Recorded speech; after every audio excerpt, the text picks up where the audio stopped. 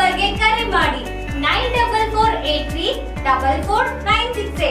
ಈ ಕಾರ್ಯಕ್ರಮದಲ್ಲಿ ನೀವು ನಮ್ಮ ಗಗನ ಚಾನೆಲ್ ಸ್ಟುಡಿಯೋಗೆ ಬಂದು ನಿಮ್ಮ ನೆಚ್ಚಿನ ಭಾವಗೀತೆ, ಭಕ್ತಿಗೀತೆ, ಜನಪದ ಗೀತೆ ಹಾಗೂ ಚಲನಚಿತ್ರ ಗೀತೆಗಳನ್ನು ಹಾಡಬಹುದು. ಗಾನಹರಿ ಕಾರ್ಯಕ್ರಮವು ಪ್ರತಿ ಶನಿವಾರ ರಾತ್ರಿ 8 ಗಂಟೆಗೆ ಹಾಗೂ ಇದರ ಮರುಪ್ರಸಾರ ಭಾನುವಾರ ಮಧ್ಯಾಹ್ನ 1 ಗಂಟೆಗೆ ಪ್ರಸಾರ ಮಾಡಲಾಗುವುದು ಹಾಗೂ ನೀವು ಈ ವಿಡಿಯೋಗಳನ್ನು ಯೂಟ್ಯೂಬ್ನಲ್ಲಿ ವೀಕ್ಷಿಸಬಹುದು. ಬನ್ನಿ, ನಿಮ್ಮ ಪ್ರತಿಭೆಯನ್ನು ಹೊರಹಾಕಲು ಇಲ್ಲಿದೆ ಒಂದು ಅತ್ಯದ್ಭುತ ಅವಕಾಶ.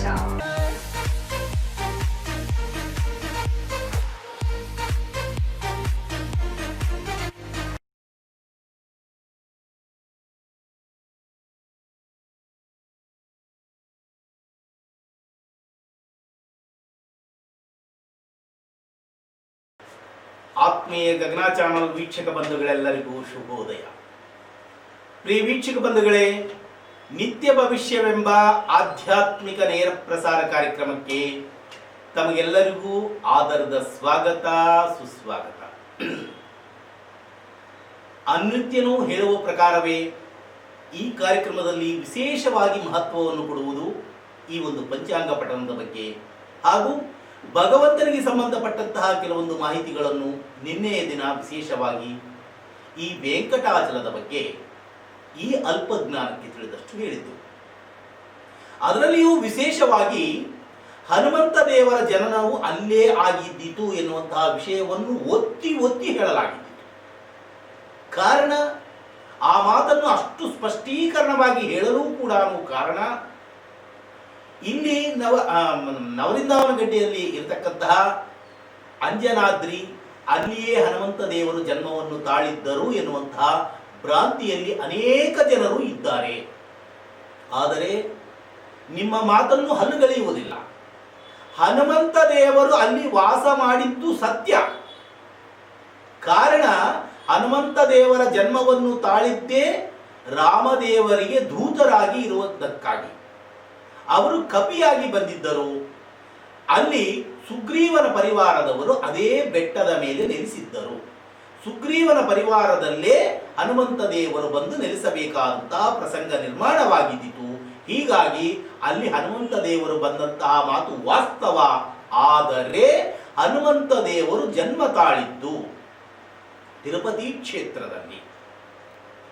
ಅಂತಹ ಹನುಮಂತ ದೇವರು ಬಾಲಕನಾಗಿ ಇರುವಂತಹ ಸಂದರ್ಭದಲ್ಲಿ ಸೂರ್ಯನನ್ನು ಕಂಡು ಒಂದು ಹಣ್ಣು ಎಂದು ಭಾವಿಸಿ ಆತನನ್ನು ಹಿಡಿಯಲು ಆಕಾಶ ಮಾರ್ಗವಾಗಿ ಜಿಗಿಯುತ್ತಾರೆ. ಜಿಗಿದಂತಹ ಸಂದರ್ಭದಲ್ಲಿ ಈ ದೇವೇಂದ್ರನು, ನೀವು ಯಾವುದೇ ಒಂದು ಗ್ರಂಥಗಳನ್ನು ನೋಡಿ, ಈ ದೇವೇಂದ್ರನಿಗೆ ಇದೇನು ಕೆಟ್ಟ ಅಭ್ಯಾಸವೋ ಗೊತ್ತಿಲ್ಲ, ತನ್ನ ವಜ್ರಾಯುಧದಿಂದ ಪ್ರಹಾರವನ್ನು ಮಾಡುತ್ತಾನೆ ಕಣ್ರಿ ಆ ಬಾಲಕನಾದಂತಹ ಹನುಮಂತ ದೇವರಿಗೆ. ಆಗ ತಂದೆಯಾದಂತಹ ಈ ಕೇಸರಿ ಎನ್ನುವಂತಹ ಮಹಾನುಭಾವ ಬಂದು, ಕಪಿಯು ಬಂದು ಘೋರವಾದಂತಹ ಶಾಪವನ್ನು ಕೊಟ್ಟ. ನನ್ನ ಮಗನನ್ನು ಈ ಪ್ರಕಾರವಾಗಿ ಮೂರ್ಛೆ ಹೋಗಲು ಕಾರಣಭೂತರಾದಂತಹ ಅವರು ಪದವಿ ಭ್ರಷ್ಟರಾಗಲಿ ಎನ್ನುವಂತಹ ಶಾಪವನ್ನು ಕೊಟ್ಟರು. ಇದೇ ಪ್ರಕಾರವಾಗಿ ಅನೇಕ ಸಂದರ್ಭಗಳಲ್ಲಿಯೂ ಕೂಡ ಪದವಿ ಭ್ರಷ್ಟರಾಗಿದ್ದಾರೆ ದೇವೇಂದ್ರನು. ದೇವೇಂದ್ರನಿಗೆ ಅದೇನು ಹವ್ಯಾಸವೋ ಗೊತ್ತಿಲ್ಲ, ಈ ಪ್ರಕಾರವಾಗಿ ಹಲವಾರು ಕಡೆಗೆ ಮಾಡಿದ್ದಾರೆ. ಆದರೆ ಆ ಪ್ರಕಾರವಾಗಿ ಶಾಪ ಕೊಟ್ಟ ನಂತರವೇ ದೇವತರು ಎಲ್ಲರೂ ಕೂಡ ಅಲ್ಲಿ ಸೇರುತ್ತಾರೆ. ಸೇರಲು ಕಾರಣ ಕೂಡ ಇನ್ನೊಂದು ಇದೆ.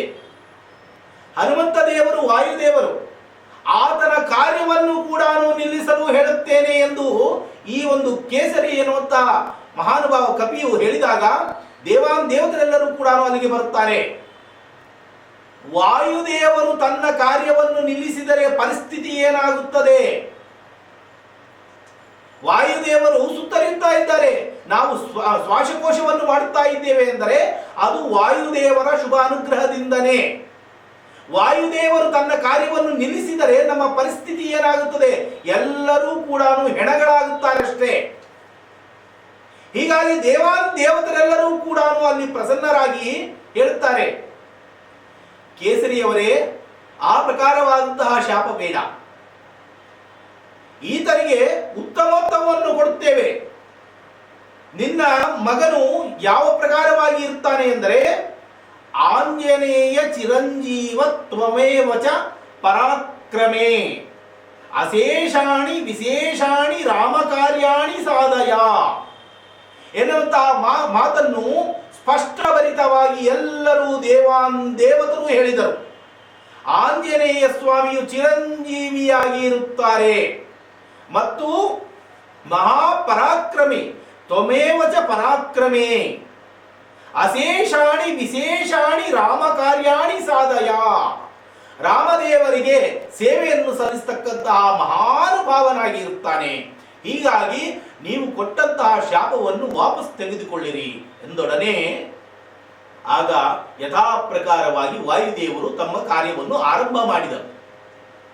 ಹೀಗಾಗಿ ಅಂದಿನ ದಿನವನ್ನು ವಿಶೇಷವಾಗಿ ದೇವತೆರೆಲ್ಲರೂ ಕೂಡ ಅದು ಬಿದ್ದಂತಹ ಸಮಯ ಕೂಡ ಯಾವುದು? ಆಶ್ವೀಜ ಮಾಸದ ಶುಕ್ಲ ಪಕ್ಷದ ತ್ರಯೋದಶಿ ತಿಥಿ. ಆ ತಿಥಿ ಆಗಿದ್ದರಿಂದ ಅಂದು ಹನುಮದ್ ವ್ರತ ಎನ್ನುವಂತಹ ವ್ರತವನ್ನು ಎಲ್ಲಾ ದೇವತರು ಆಚರಣೆ ಮಾಡಿದರು. ಅಂದಿನಿಂದ ಇಂದಿನವರೆಗೂ ಕೂಡ ಹನುಮದ್ ವ್ರತ ಎನ್ನುವಂತಹ ವ್ರತವನ್ನು ಆಚರಣೆ ಮಾಡುತ್ತಾ ಇದ್ದಾರೆ. ವಿಶೇಷವಾಗಿ ಈ ಹನುಮಂತ ದೇವರು ಬಾಲಕನಾಗಿರುವಂತಹ ಸಂದರ್ಭದಲ್ಲಿ ಸೂರ್ಯ ದೇವರನ್ನು ಕಂಡು ಹಣ್ಣು ಎಂದು ಹಂಬಲಿಸಿ ತಿನ್ನಲು ಹೋದಾಗ ಇದು ಇಂದ್ರ ದೇವರಿಗೆ ಬೇಕಾಗಿದ್ದಿತ. ಇಂದ್ರದೇವರು ವಜ್ರಾಯುಧದಿಂದ ಪ್ರಹಾರವನ್ನು ಮಾಡಿದಾಗ ಬಾಲಕನಾದಂತಹ ಹನುಮಂತ ದೇವರು ಮೂರ್ಛನಾಗಿ ಕೆಳಗೆ ಬೀಳುತ್ತಾನೆ. ಅದೇ ದಿನವೇ ಮಾರ್ಗಶಿರ ಮಾಸದ ಶುಕ್ಲ ಪಕ್ಷದ ತ್ರಯೋದಶಿ ಅಂದು ದೇವತೆರೆಲ್ಲರೂ ಕೂಡ ಹೇಳುತ್ತಾರೆ, ವಿಶೇಷವಾದಂತಹ ಚಿರಂಜೀವತ್ವವನ್ನು ನೀನು ಪಡೆಯುತ್ತೀಗಿ ಮತ್ತು ಮಹಾಬಲ ಪರಾಕ್ರಮಿಯಾಗುತ್ತೀಗಿ ಮತ್ತು ವಿಶೇಷವಾದಂತಹ ರಾಮ ಕಾರ್ಯವನ್ನು ಸಾಧಿಸುತ್ತೀಗಿ, ರಾಮದೂತನಾಗಿ ಇರುತ್ತಾನೆ ಎಂದು ಆ ಒಂದು ಹನುಮಂತ ದೇವರ ತಂದೆಯಾದಂತಹ ಕೇಸರಿ ಎನ್ನುವಂತಹ ಕವಿಗೆ ಹೇಳುತ್ತಾರೆ. ಈ ಪ್ರಕಾರವಾಗಿ ಆಶೀರ್ವಚನವನ್ನು ಮಾಡಿ ದೇವತೆರೆಲ್ಲರೂ ಕೂಡ ಪ್ರಪ್ರಥಮವಾಗಿ ಹನುಮದ್ ವ್ರತವನ್ನು ಅಲ್ಲೇ ಆಚರಣೆಯನ್ನು ಮಾಡಿದರು. ನಂತರ ರಾಮದೇವರು ಕೂಡ ಲೋಕಹಿತಾರ್ಥವನ್ನು ಬಯಸಿ, ಪ್ರೇವೀಕ್ಷಕ ಬಂಧುಗಳೇ ಅರ್ಥವನ್ನು ಮಾಡಿಕೊಳ್ಳಿ, ಕೇವಲ ಈಗಿನ ಕಾಲದಲ್ಲಿ ಮಾಡಿಸುತ್ತಾ ಇರ್ತಾರೆ, ಯಾವುದಾದರೂ ವ್ರತ ಮತ್ತು ಹೋಮ ಹವನಾದಿಗಳನ್ನು ಮಾಡಿಸುತ್ತಾ ಇರ್ತಾರೆ ನಮ್ಮ ಸ್ವಾರ್ಥಕ್ಕಾಗಿ ಮಾಡುತ್ತಾ ಇರ್ತೇವೆ. ಆದರೆ ರಾಮದೇವರು ಆದರ್ಶ ಮೂರ್ತಿಗಳು. ಆ ಹೆಸರು ಬರಬೇಕೆಂದರೆ ಸರ್ವೇ ಸಾಧಾರಣವಲ್ಲ. ಅವರು ರಾಜ್ಯ ಪರಿಪಾಲನೆಯನ್ನು ಮಾಡುತ್ತಿರುವಂತಹ ಸಂದರ್ಭದಲ್ಲಿ ಲೋಕಹಿತಾರ್ಥವನ್ನು ಬಯಸಿ ಸಜ್ಜನರಿಗೆ ವಾಯುದೇವರ ಹಿರಿಮೆಯನ್ನು ಎತ್ತಿ ತೋರುವುದಕ್ಕಾಗಿ, ಈ ಒಂದು ಹನುಮಂತ ದೇವರ ಹಿರಿಮೆಯನ್ನು ಎತ್ತಿ ತೋರುವುದಕ್ಕಾಗಿ ಹನುಮತ್ ವ್ರತವನ್ನು ಸಾಕ್ಷಾತ್ ರಾಮದೇವರು ಕೂಡ ಮಾಡಿದ್ದರು. ಓಂ ನಮೋ ಭಗವತೆ ವಾಯುನಂದನಾಯ ಎನ್ನುವಂತಹ ಹೆಸರನ್ನು ಕೂಡ ಕರೆದರು ರಾಮದೇವರು. ಶ್ರೀರಾಮನ ಆಜ್ಞೆಯಂತೆ ವಿಭೀಷಣನು ಕೂಡ ಈ ವ್ರತವನ್ನು ಮಾಡಿದ್ದನು. ರಾಮದೇವರ ಆಜ್ಞೆಯಂತೆ ವಿಭೀಷಣನು ಕೂಡ ಈ ವ್ರತವನ್ನು ಹನುಮದ್ ವ್ರತವನ್ನು ಮಾಡಿದ್ದರು. ಈ ವ್ರತವು ಡಿಸೆಂಬರ್ 27ನೇ ತಾರೀಕು ಬರುತ್ತದೆ. ವಿಶೇಷವಾಗಿ ಕಳೆದ 3 ವರ್ಷದಿಂದ ಕುಷ್ಟಗಿ ಸನಿಹದಲ್ಲಿ ಇರತಕ್ಕಂತಹ ಚಿಕ್ಕವಂಕಲಕುಂಟಿ ಎನ್ನುವಂತಹ ಗ್ರಾಮದಲ್ಲಿ ನೆಲೆಸಿರುವಂತಹ ಹನುಮಂತ ದೇವರಿಗೆ ಈ ರಿಕ್ತ ಹಸ್ತಗಳಿಂದ ಸತತವಾಗಿ 3 ವರ್ಷಗಳಿಂದ ಈ ಹನುಮತ್ ವ್ರತವನ್ನು ಆಚರಣೆಯನ್ನು ಮಾಡುತ್ತಾ ಇದೆ. ಹಾಗೂ 5 ವರ್ಷಗಳಿಂದ ಹನುಮ ಜಯಂತಿ ವ್ರತವನ್ನು ಕೂಡ ಅಲ್ಲಿ ಮಾಡುತ್ತಾ ಇದೆ. ಅನೇಕ ಭಕ್ತರು ಕೂಡ ಸಹಕಾರವನ್ನು, ಅಂದರೆ ಬೆಂಗಳೂರು ಮುಂತಾದ ಪ್ರಾಂತ್ಯಗಳಿಂದ ಹೂವಿನ ಹಾರಗಳನ್ನು, ತೋಮಾಲೆಗಳನ್ನು ಕೂಡ ಕಳಿಸುತ್ತಾ ಇದ್ದಾರೆ. ಅಂತಹ ಮಹಾನುಭಾವರ ಸಂಘ ಕೂಡ ಇದೆ. ಇಂತಹ ಹನುಮತ್ ವ್ರತವನ್ನು ಆಚರಣೆ ಈ ವರ್ಷ ಮಾಡುತ್ತೇವೆ, ತಪ್ಪದೆ. ಹನುಮಂತ ದೇವರ ಆಶೀರ್ವಾದ ಇದ್ದರೆ ಖಂಡಿತವಾಗಿಯೂ ಮಾಡುತ್ತೇವೆ. ಈ ಬಾರಿ ಈ ಕರೋನಾ ಎನ್ನುವಂತಹ ಮಹಾಮಾರಿಯಿಂದ ಹನುಮತ್ ಜಯಂತಿ ವ್ರತವನ್ನು ಅಲ್ಲಿ ಮಾಡಲು ಆಗಲಿಲ್ಲ. ವಿಶೇಷವಾಗಿ ಮಾಡಬೇಕು ಎನ್ನುವಂತಹ ಕುತೂಹಲ ಬಿದ್ದಿತು. ಆದರೆ ಈ ಕರೋನಾ ಎನ್ನುವಂತಹ ಮಹಾಮಾರಿ ಅಡ್ಡ ಹಾಕಿತು. ಆದರೆ ಆ ಹನುಮಂತ ದೇವರು ಮತ್ತು ಗುರುಗಳು ಒಂದು ನುಡಿಯನ್ನು ನುಡಿಸಿದ್ದರು ಇದೇ ಬಾಯಿಯಿಂದ. ನಮಗೆ ಎಂತಿಂತಹ ವಿಶೇಷಗಳು ನಡೆದಿವೆ. ಅಯೋಧ್ಯೆಯಲ್ಲಿ ರಾಮದೇವರು ಪುನಃ ಪಾದಾರ್ಪಣೆಯನ್ನು ಮಾಡಿದ್ದಾರೆ. ಹೀಗಾಗಿ ಅಲ್ಲಿ ರಾಮದೇವರ ದೇವಸ್ಥಾನವನ್ನು ಪುನಃ ನಿರ್ಮಾಣ ಮಾಡಲು ಅಲ್ಲಿ ಭೂಮಿ ಪೂಜೆಯನ್ನು ಮಾಡಲಾಗಿದೆ. ಹಾಗೂ ಆಗಸ್ಟ್ 15ನೇ ತಾರೀಕು ನಮ್ಮ ಭಾರತದ ಬಾವುಟ ಹಾರಿದ ಕೂಡಲೇ ರಾಮದೇವರು ತಮ್ಮ ಅಸ್ತ್ರವನ್ನು ಹಿಡಿದು ನಿಲ್ಲುತ್ತಾರೆ. ಈ ಪೆನುಭೂತವಾಗಿ ಮೆರೆದಂತ ಈ ಕರೋನಾ ಎನ್ನುವಂತಹ ವೈರಸ್ ಅನ್ನು ಹಟ್ಟಿಸಿ ಓಡಿಸುತ್ತಾರೆ ಎನ್ನುವಂತಹ ಮಾತನ್ನು ಇಂದು ರಾಮದೇವರು ಸತ್ಯ ಮಾಡಿದ್ದಾರೆ ಎನ್ನುವಂತಹ ಮಾತಿನಲ್ಲಿ ಕೂಡ ಸಂದೇಹನೇ ಇಲ್ಲ. ಈ ಮಾತುಗಳು ನಾನು ಆಗಾಗ ಹೇಳುತ್ತಾ ಇರ್ತೇನೆ. ಇದು ನನ್ನ ಕಾರ್ಯಕ್ರಮ ಅಲ್ಲವೇ ಅಲ್ಲ. ಅಂತರ್ಯಾಮಿಯಾದಂತಹ ಗುರುಗಳು ಯಾವ ವಾಕ್ಯಗಳನ್ನು ನುಡಿಸುತ್ತಾರೋ, ಹನುಮಂತ ದೇವರ ಶುಭ ಆಶೀರ್ವಾದದಿಂದ ಇಲ್ಲಿಗೆ ಬಂದು ಕೂತಿದ್ದೇನೆ. ಅಂತರ್ಯಾಮಿಯಾದಂತಹ ಗುರುಗಳು ಯಾವ ವಾಕ್ಯಗಳನ್ನು ನುಡಿಸುತ್ತಾರೋ ಅದೇ ವಾಕ್ಯಗಳನ್ನೇ ನುಡಿಯುತ್ತಾ ಇರುವೆ ಹೊರತಾಗಿ ಇದರಲ್ಲಿ ನನ್ನ ದೊಡ್ಡ ಸ್ಥಿತಿಗೆತನ ಏನೂ ಇಲ್ಲ. ಪ್ರಪ್ರಥಮವಾಗಿ ಹೇಳಬೇಕಾದ್ರೆ ಈ ಕಾರ್ಯಕ್ರಮ ನನ್ನ ಕಾರ್ಯಕ್ರಮ ಅಲ್ಲವೇ ಅಲ್ಲ. ಯಾವುದು ಶಾಶ್ವತ? ಈ ದೇಹವು ಅಶಾಶ್ವತ. ಆದರೆ ಅಂತರಂಗದಲ್ಲಿ ನೆಲೆಸಿರತಕ್ಕಂತಹ ಗುರುಗಳ ಆಶೀರ್ವಾದ ಏನಿದೆಯಲ್ಲ, ಆ ಗುರುಗಳು ಯಾವ ನುಡಿಗಳನ್ನು ನುಡಿಸುತ್ತಾ ಇದ್ದಾರೋ ಅವನ್ನು ಮಾತ್ರ ನಾನು ನುಡಿಯುತ್ತಾ ಇರುವೆ. ಇದರಲ್ಲಿ ನಾನು ಹೇಳುವಂತಹ ಮಾತುಗಳಲ್ಲಿ ಏನಾದರೂ ತಪ್ಪುಗಳಿದ್ದರೆ ಗುರುಗಳ ಪಾದದಲ್ಲಿ ವಿನಯವಂತಿಕೆಯಿಂದ ಪ್ರಾರ್ಥನೆಯನ್ನು ಸಲ್ಲಿಸುತ್ತೇನೆ, ಕ್ಷಮಿಸಿರಿ ಎಂದು. ಇದರಲ್ಲಿ ಉತ್ತಮವಾದಂತಹ ಸಂದೇಶಗಳು ಇದ್ದರೆ ಗುರುಗಳ ಪಾದಕ್ಕೆ ಅರ್ಪಣೆಯನ್ನು ಮಾಡುತ್ತೇನೆ. ಇದು ಕೂಡ ವಿಶೇಷವಾದಂತಹ ಮಾಹಿತಿ ಎಂದು ಕೂಡ ತಮ್ಮಲ್ಲಿ ವಿನಂತಿಸಿಕೊಳ್ಳುತ್ತೇನೆ. ಪ್ರಿಯ ಬಂಧುಗಳೇ, ಇಂತಹ ಹನುಮತ್ ವ್ರತದ ದಿನದಂದು ದ್ವಾದಶ ಗ್ರಂಥಿ ಎಂದು ದಾರವನ್ನು ಮಾಡುತ್ತಾರೆ. 13 ಎಳೆ ಉಳ್ಳಂತಹ ದಾರವು 13 ಗಂಟೆಗಳನ್ನು ಹಾಕುವಂತಹ ಸಂದರ್ಭದಲ್ಲಿ ಕೂಡ ಶ್ರೀರಾಮ ಧ್ಯಾನವನ್ನು ಮಾಡುತ್ತಲೇ ಗಂಟನ್ನು ಹಾಕಬೇಕು. ಈ ಪ್ರಕಾರವಾಗಿ ಸತತವಾಗಿ ಸುಮಾರಾಗಿ 9 ವರ್ಷಗಳ ಕಾಲ ಒಂದು ಕ್ಷೇತ್ರದಲ್ಲಿ, ನಾನು ಆ ಸ್ಥಳವನ್ನು ಹೇಳಲು ಇಚ್ಛಿಸುವುದಿಲ್ಲ, ಆ ಸ್ಥಳದಲ್ಲಿ ಹನುಮಂತ ದೇವರು ಸತತವಾಗಿ 9 ವರ್ಷಗಳ ಕಾಲ ಈ ವ್ರತಾಚರಣೆಯನ್ನು ಅವರ ಮುಂದೆ ಮಾಡಿಸಿಕೊಂಡಿದ್ದರು. ಆದರೆ ಕೆಲವೊಂದು ಕಾರಣಾಂತರಗಳಿಂದ ಅಲ್ಲಿಂದ ಆಚೆ ಬರಬೇಕಾಗಿತ್ತು. ಆದರೆ ಆ ಬರುವ ಮುನ್ನವೇ ಒಂದು 3 ತಿಂಗಳ ಮುಂಚಿತವಾಗಿ ಒಬ್ಬ ಮಹಾನ್ ವ್ಯಕ್ತಿಗಳು ಒಂದು ಹನುಮಂತ ದೇವರ ವಿಗ್ರಹವನ್ನು ತಂದುಕೊಟ್ಟಿದ್ದರು. ಇದು ಸತ್ಯವಾದಂತಹ ಮಾತನ್ನೇ ನಾನು ಹೇಳುತ್ತಾ ಇರುವೆ. ಹನುಮಂತ ದೇವರ ವಿಗ್ರಹವನ್ನು, ಈ ಗಾತ್ರದ ಹನುಮಂತ ದೇವರ ವಿಗ್ರಹವನ್ನು ತಂದುಕೊಟ್ಟಿದ್ದರು. ಅದನ್ನು ಸುಮ್ಮನೆ ದೇವರ ಕಟ್ಟೆಯ ಮೇಲೆ ಇಟ್ಟಿದ್ದೆ. ಆ ಮಾಡುತ್ತಿರುವಂತಹ ಸೇವೆಯಲ್ಲಿ ಆಚೆ ಬರಬೇಕಾಯಿತು, ಬಂದೆ. ಒಂದು ಶನಿವಾರ ಪೂಜೆಯನ್ನು ಮಾಡಲಿಲ್ಲ. ಮಾರನೇ ಗುರುವಾರ ಬೆಳಗಿನ ಜಾವ ಸಮಯದಲ್ಲಿ ಅದೇ ಮೂರ್ತಿಯು ಸ್ವಪ್ನದಲ್ಲಿ ಕಂಡು, ನಿನಗೇನಾದರೂ ಸೊಕ್ಕ, ಮನೆಯಲ್ಲೇ ಬಂದು ಕುಳಿತಿದ್ದೇನೆ, ನನಗೆ ಯಾತಕ್ಕೆ ನೀನು ಸೇವೆಯನ್ನು ಮಾಡುತ್ತಾ ಇಲ್ಲ ಎನ್ನುವಂತಹ ಮಾತನ್ನು ಸ್ವಾಮಿಯೇ ನುಡಿದಂತೆ ಆಯಿತು. ಹೀಗಾಗಿ ಅಂದಿನಿಂದ ಕೂಡ ಪ್ರತಿ ಶನಿವಾರ ವಿಶೇಷವಾಗಿ ಆ ಸ್ವಾಮಿಗೆ ಸೇವೆಯನ್ನು ಸಲ್ಲಿಸುತ್ತಾ ಇದೆ. ವಿಶೇಷವಾದಂತಹ ಜನಸಮೂಹ ಕೂಡ ಬರುತ್ತಾ ಇದ್ದಾರೆ. ಮನೆಯಲ್ಲೇ ಬಂದು ಶನಿವಾರ ದಿನ ಅದು ಕೇವಲ ಮನೆಯಲ್ಲ, ದೇವಾಲಯವಾಗಿಯೇ ಪರಿವರ್ತನೆಯನ್ನಾಗಿ ಮಾಡಿದ್ದಾರೆ ಗುರುಗಳ ಮುಖೇನ ವಾಯುದೇವರು. ನಿಜವಾಗಿಯೂ ಅದೃಷ್ಟಶಾಲಿ ಎಂದು ಹೇಳಿದರೆ ಕೂಡ ತಪ್ಪಾಗಲಾರದು. ಕಾರಣ ಸಾಕ್ಷಾತ್ ಅಲ್ಲಿ ನೆಲೆಸಿದಂತಹ ಹನುಮಂತ ದೇವರೇ ವಿಗ್ರಹದ ರೂಪದಲ್ಲಿ, ತಾಮ್ರದ ವಿಗ್ರಹದ ರೂಪದಲ್ಲಿ ಮನೆಯಲ್ಲೇ ಬಂದು ನೆಲೆಸಿದ್ದಾರೆ. ಅಲ್ಲಿ ಯಾವ ಪ್ರಕಾರವಾಗಿ ವರವನ್ನು ಕೊಡುತ್ತಾ ಇದ್ದಾರೋ ಅದೇ ಪ್ರಕಾರವಾಗಿ ಬಂದಂತಹ ವ್ಯಕ್ತಿಗಳಿಗೆ ಮನೆಯಲ್ಲಿ ಕೂಡ ವರವನ್ನು ಕೊಡುತ್ತಾ ಇದ್ದಾರೆ. ಮಕ್ಕಳಿಲ್ಲದಂತಹ ಅವರಿಗೆ ಮಕ್ಕಳನ್ನು ಕೂಡ ಪ್ರಸಾದಿಸಿದ್ದಾರೆ. ಮದುವೆ ಆಗದಂತಹ ಅವರಿಗೆ ಮದುವೆಯ ಕಂಕಣ ಭಾಗ್ಯವನ್ನು ಕೂಡ ಒದಗಿಸಿಕೊಟ್ಟಿದ್ದಾರೆ ಸ್ವಾಮಿ. ಆ ಸ್ವಾಮಿಯ ಮತ್ತು ಗುರುಗಳ ನಾಮಸ್ಮರಣೆಯನ್ನು ಮಾಡುತ್ತಾ ಎಲ್ಲೋ ಇರುವಂತಹ ಜನರು ದೂರವಾಣಿ ಮುಖಾಂತರ ಕೇಳಿದಾಗ ಅವರ ಸ್ಮರಣೆಯನ್ನು ಮಾಡಿ ಈ ಪ್ರಕಾರವಾಗಿ ಮಾಡಿ ಎಂದು ಹೇಳಿದರೆ ತಕ್ಷಣ ಅವರು ಮಾಡಿದೊಡನೆ ಎಂಥ ರೋಗವಿದ್ದರೂ ಕೂಡ ಕಡಿಮೆಯಾದಂತಹ ನಿದರ್ಶನಗಳು ಕೂಡ ಅನೇಕ ಇವೆ. ಅದನ್ನು 1, 2 ಎಂದು ಬಣ್ಣಿಸಿ ಹೇಳಲು ಸಾಧ್ಯವಿಲ್ಲ.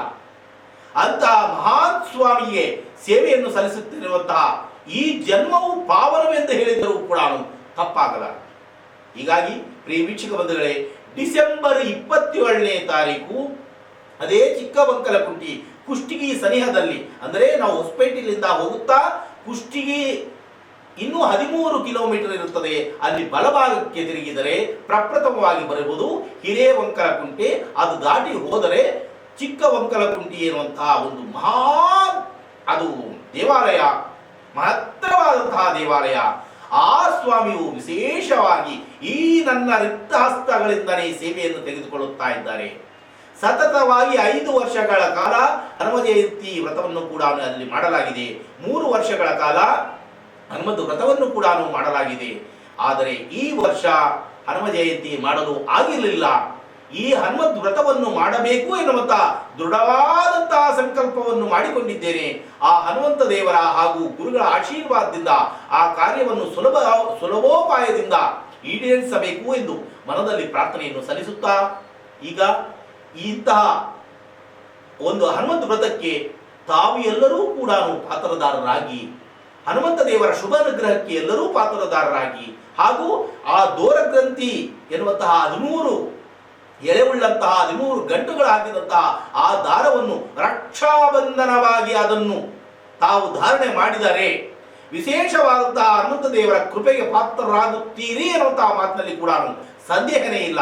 ಅಂತಹ ಒಂದು ಪವಿತ್ರವಾದಂತಹ ದಿನಕ್ಕೆ ಎಲ್ಲರೂ ಬರುವಂತಹ ಪ್ರಯತ್ನವನ್ನು ಮಾಡಿ ಸ್ವಾಮಿಯ ಶುಭ ಅನುಗ್ರಹಕ್ಕೆ ಎಲ್ಲರೂ ಪಾತ್ರರಾಗಿ ಎಂದು ಹೇಳುತ್ತಾ, ಈಗ ಗುರುಗಳ ನಾಮಸ್ಮರಣೆಯನ್ನು ಮಾಡಿ ಗುರುಗಳ ಅನುಮತಿಯನ್ನು ಪಡೆದು ಗುರುಗಳ ಆಜ್ಞಾನುಸಾರವಾಗಿ ಇಂದಿನ ದಿನದ ನಿತ್ಯ ಪಂಚಾಂಗ ಪಠನೆ ಹಾಗೂ 12 ರಾಶಿಗಳ ನಿತ್ಯ ಭವಿಷ್ಯವನ್ನು ಹೇಳುವ ಮುನ್ನ ಗುರುಗಳ ನಾಮಸ್ಮರಣೆ.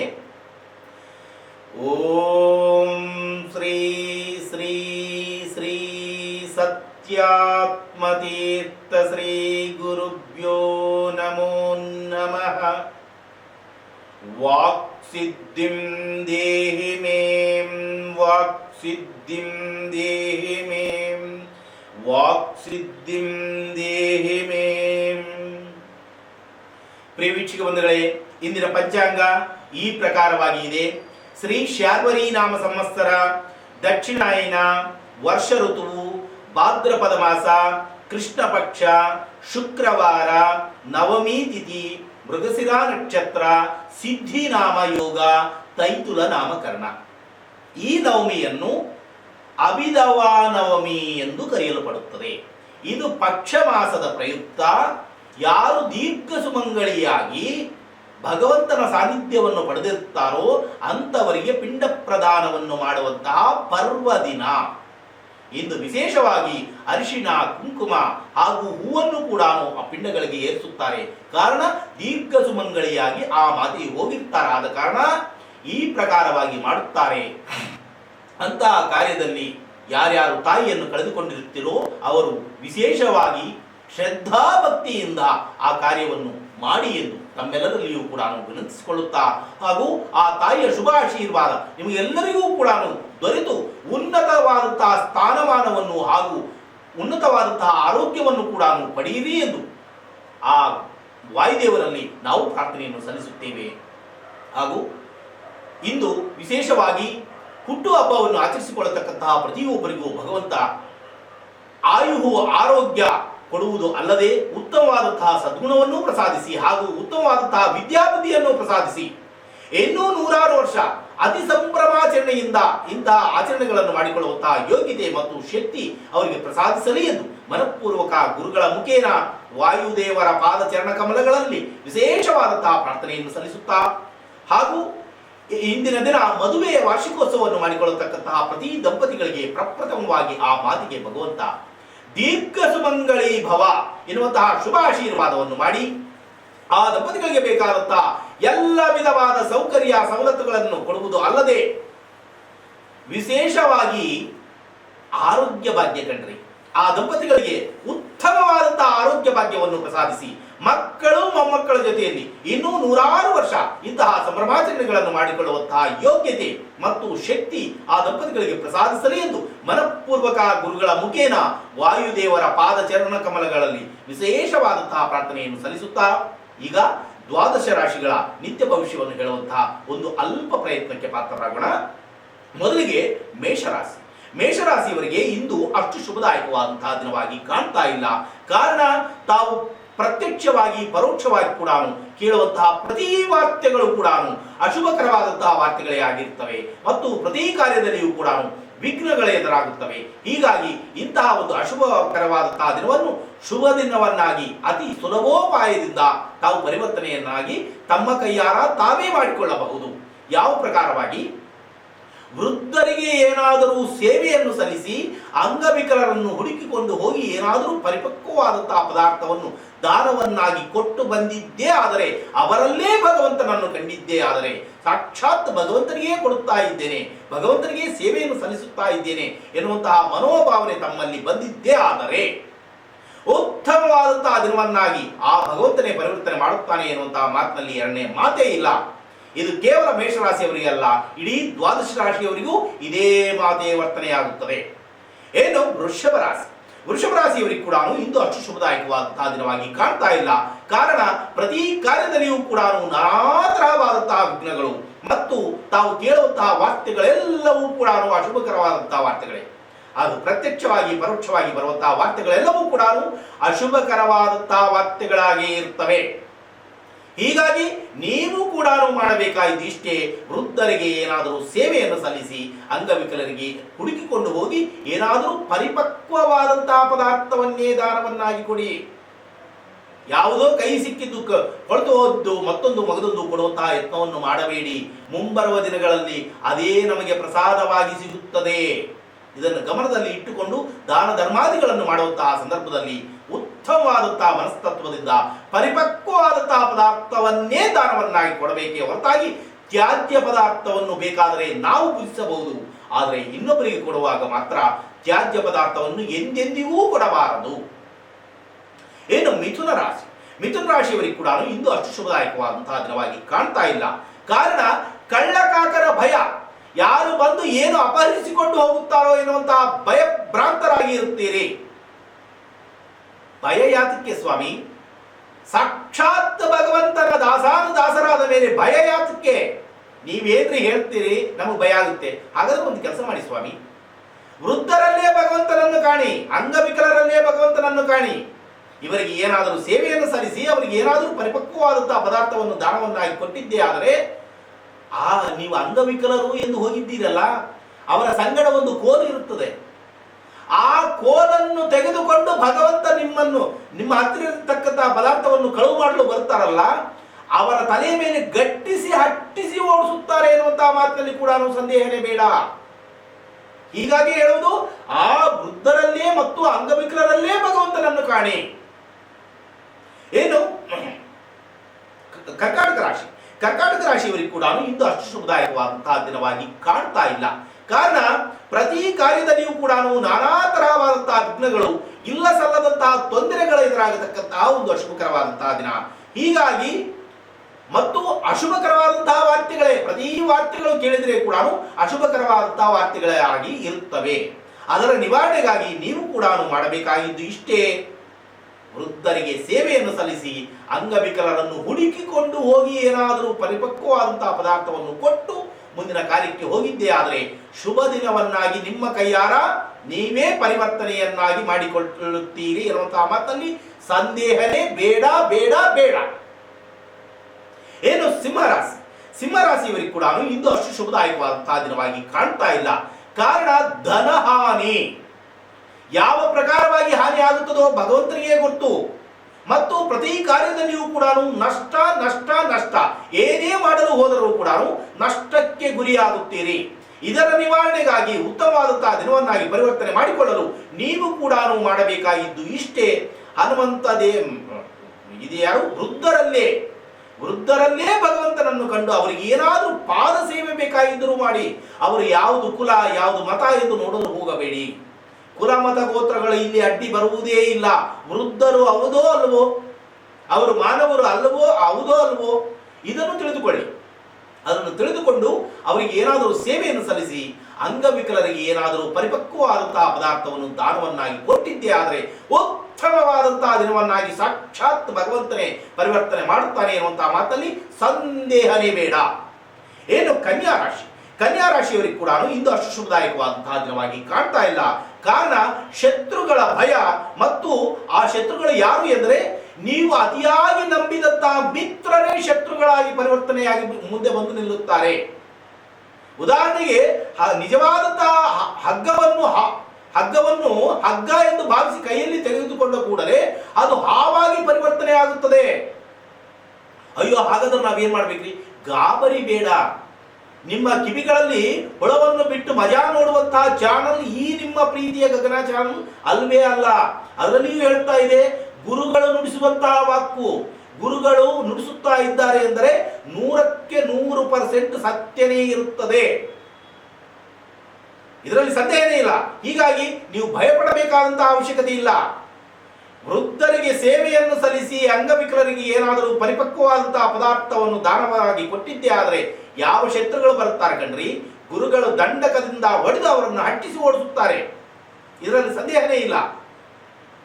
ಹೀಗಾಗಿ ತಪ್ಪದೆ ಆ ಕಾರ್ಯವನ್ನು ಮಾಡಿ ಮುಂದಿನ ಕಾರ್ಯಕ್ಕೆ ಹೋಗಿ ಬನ್ನಿ. ಶುಭವಾಗಲಿ. ಏನು ತುಲಾರಾಶಿಯವರಿಗೆ ಕೂಡ ಇಂದು ಅಷ್ಟು ಶುಭದಾಯಕವಾದಂತಹ ದಿನವಾಗಿ ಕಾಣ್ತಾ ಇಲ್ಲ.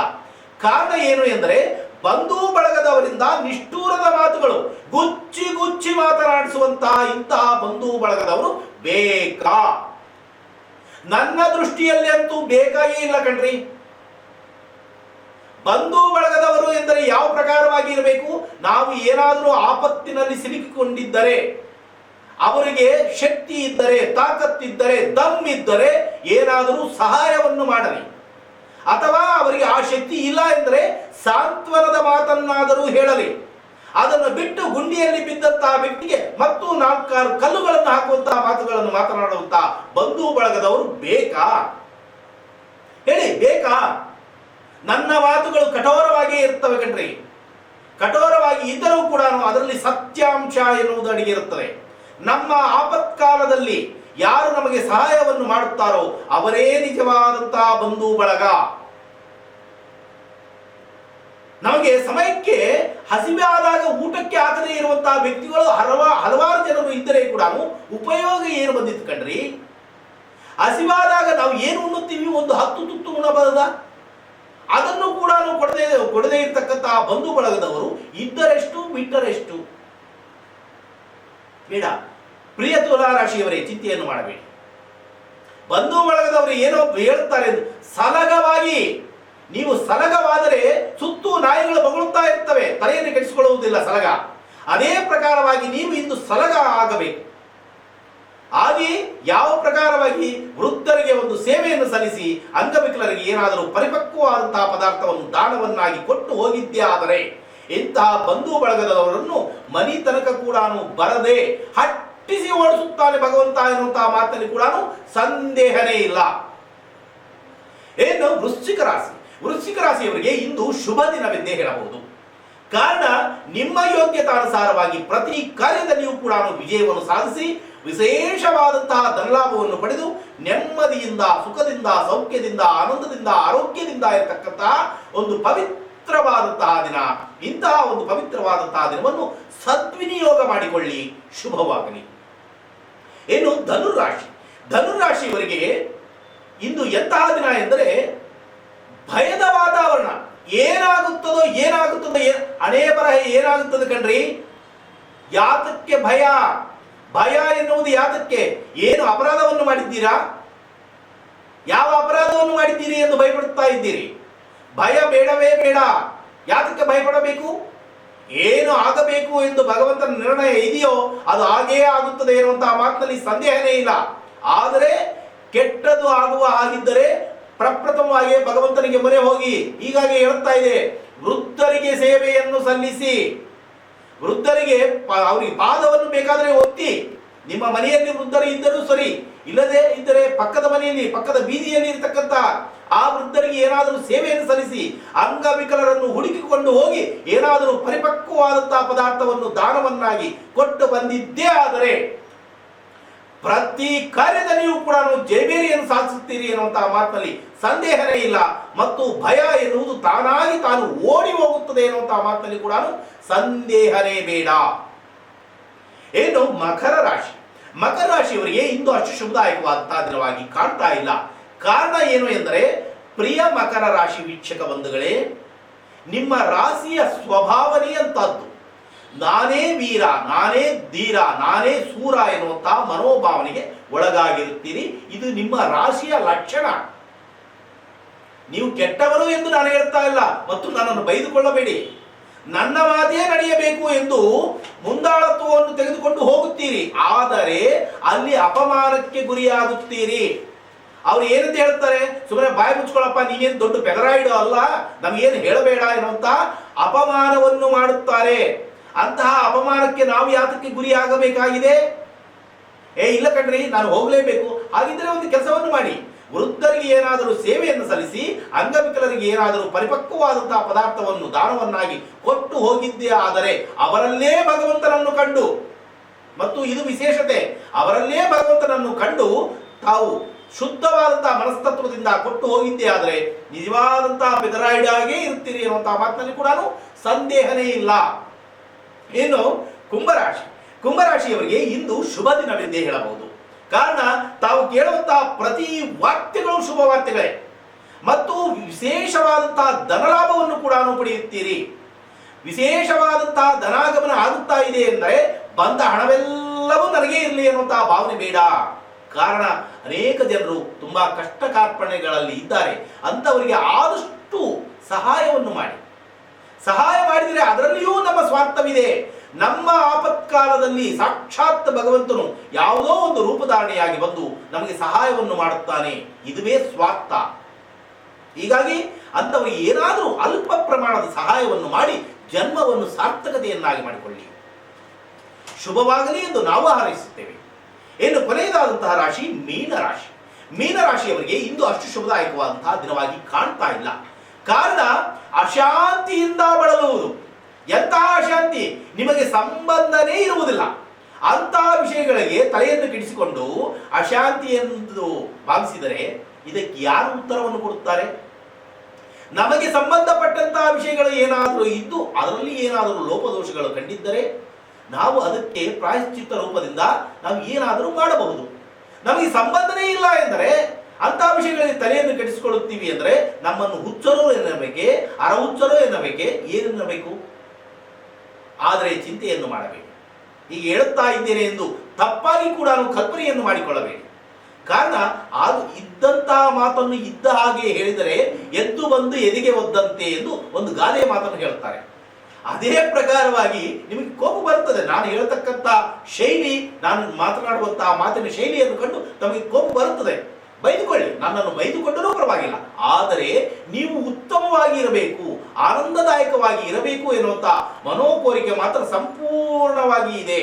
ಹೀಗಾಗಿ ಇಂತಹ ಕಠೋರವಾದಂತಹ ಮಾತುಗಳನ್ನು ಕೂಡ ನಾವು ಬಳಸಲಾಗುತ್ತದೆ. ಇಂದು ತಾವು ಮಾಡಬೇಕಾಗಿದ್ದು ಇಷ್ಟೇ: ವೃದ್ಧರಿಗೆ ಏನಾದರೂ ಸೇವೆಯನ್ನು ಸಲ್ಲಿಸಿ, ಅಂಗವಿಕಲರನ್ನು ಹುಡುಕಿಕೊಂಡು ಹೋಗಿ ಏನಾದರೂ ಪರಿಪಕ್ವವಾದಂತಹ ಪದಾರ್ಥವನ್ನು ದಾನವನ್ನಾಗಿ ಕೊಟ್ಟು ಬಂದಿದ್ದೇ ಆದರೆ ಉತ್ತಮವಾದಂತಹ ದಿನವನ್ನಾಗಿ ಸಾಕ್ಷಾತ್ ಭಗವಂತನೇ ಪರಿವರ್ತನೆ ಮಾಡುತ್ತಾನೆ ಎನ್ನುವಂತಹ ಮಾತಿನಲ್ಲಿ ಸಂದೇಹನೇ ಬೇಡ ಎಂದು ಹೇಳುತ್ತಾ ಈ ಕಾರ್ಯಕ್ರಮವನ್ನು ಇಲ್ಲಿಗೆ ಅಂತ್ಯಗೊಳಿಸೋಣ. ಅಂತ್ಯಗೊಳಿಸುವ ಮುನ್ನ ಸಾಕ್ಷಾತ್ ಭಗವಂತನ ಪಾದದಲ್ಲಿ ಬೇಡುವುದೇನೆಂದರೆ, ಸರ್ವೇ ಜನಾಃ ಸುಖಿನೋ ಭವಂತು, ಸಮಸ್ತ ಸನ್ಮಂಗಳಾನಿ ಭವಂತು, ಸರ್ವಂ ಶ್ರೀ ಕೃಷ್ಣಾರ್ಪಣಮಸ್ತು ಎಂದು ಇಷ್ಟರ ತನಕ ನುಡಿದಂತಹ ಪ್ರತಿ ಅಕ್ಷರವನ್ನು ಶ್ರೀಕೃಷ್ಣ ಪರಮಾತ್ಮನ ಪಾದಕ್ಕೆ ಅರ್ಪಣೆಯನ್ನಾಗಿ ಮಾಡುತ್ತಾ ಪುನಃ ನಾಳೆ ಭೇಟಿಯಾಗುವ ನಿಮ್ಮೆಲ್ಲರ ಪ್ರೀತಿಯ ಪ್ರಾಣೇಶ್. ನಮಸ್ಕಾರ.